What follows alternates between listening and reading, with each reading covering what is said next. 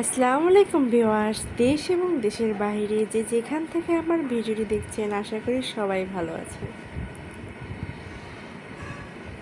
তো আজকে রান্না করব কলিজা আলু দিয়ে ভুনা। ঝাল ঝাল ভুনা, এই খাবারটি মুখে লেগে থাকার মতো। আমার ছেলের জন্য ওর বাবা কলিজা নিয়ে এসেছিল বাজার থেকে কিনে। তো এটা গরুর কলিজা না মহিষের কলিজা, কনফিউজড, কারণ ছেলেকে রান্না করে দিলে ছেলে খেতে চায় না, আলাদা একটা গন্ধ আসে। তো ভাবলাম কিছুটা ছিল, ভাবলাম নিজেরাই খেয়ে ফেলি। আমি কলিজাটা সেদ্ধ করে পানি ফেলে দিয়েছি। তারপরে গিয়া পানি ফেলে দিয়েও 2-3 বার ঠান্ডা পানি দিয়ে ধুয়ে উপরের চামড়াটা ফেলে দিয়েছি, ময়লাটা। তারপরেও আমার কাছে গন্ধ লাগে, তো আমি আবার লেবু দিয়ে অনেকক্ষণ মেখে রেখেছিলাম। তো এখানে আলুটা আগে ভেজে 2-3টে পেঁয়াজ বড় সাইজের সেটিকে ভেজে তারপরে গিয়ে কলিজাগুলো দিয়ে দিচ্ছি। আমার আম্মা গ্রাম থেকে কুরবানির দেশি গরুর কলিজা পাঠিয়েছিলেন, তো আমার ছেলে খুব মজা করে খেয়েছে। আসলে আমি ওকে যে গরুর দুধ, কলিজা বা গরুর মাংস এগুলো থেকে একটু দূরেই রাখতাম, মানে অ্যালার্জির ভয়টা ছিল। এমনিতেও ওর অ্যালার্জির সমস্যা আছে, খাওয়াতে পারি না ওকে তেমন। তো আম্মা যখন পাঠিয়েছেন আমি ওকে রান্না করে দিয়েছি আলু দিয়ে, এত মজা হয়েছে আর ও খুব মজা করে খেয়েছে।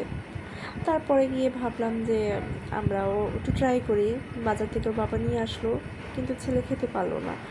মানে একটা ওস্টার একটা গন্ধ আসে, আর মানে হয়তো ওরা খাবার খাওয়ায় যে ফিট খাওয়ায়, যা ফার্মের গরুগুলা, ওগুলা তেমন খাওয়া যায় না।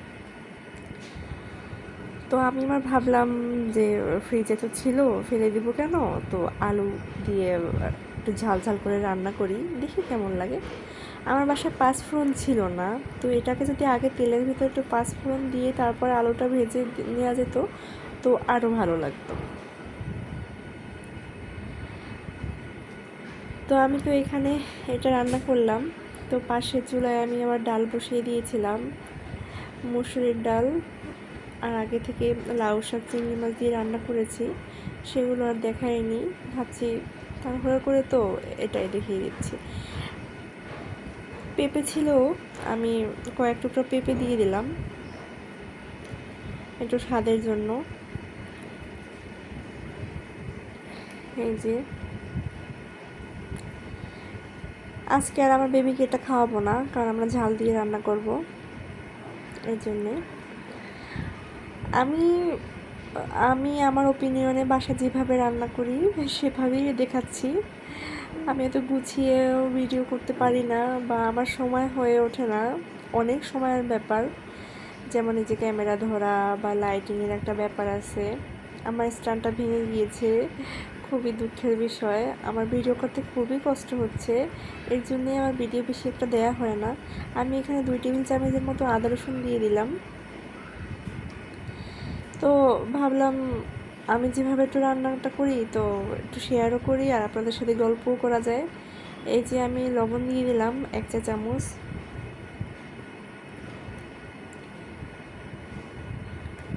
হলুদ গুঁড়া 1 চা চামচ, মরিচ দিয়ে দেবো 1 টেবিল চামচ।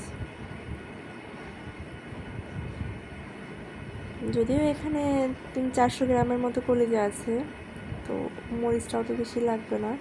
আমি 1 চা চামচের মতো গরম মশলা দিয়ে দিচ্ছি, আর 1 চা চামচের মতো জিরার গুঁড়া। আসলে মুরগির মাংস বলেন বা খাসির মাংস, কলিজা যাই বলেন, মশলার একটা ব্যালেন্স যদি ঠিক থাকে তাহলে খাবার স্বাদ লাগবে। আমার বাসায় টমেটো ছিল না, টমেটো থাকলে আমি একটা টমেটো চিড়ে দিয়ে দিতাম, তাহলে আরও বেশি ভালো লাগতো। এভাবে রান্না করলে পরোটার সাথে, নানের সাথে খেতে অনেক ভালো লাগে, বিশেষ করে রুটির সাথে। এই যে আমি হালকা একটু পানি দিয়ে কষিয়ে নিচ্ছি।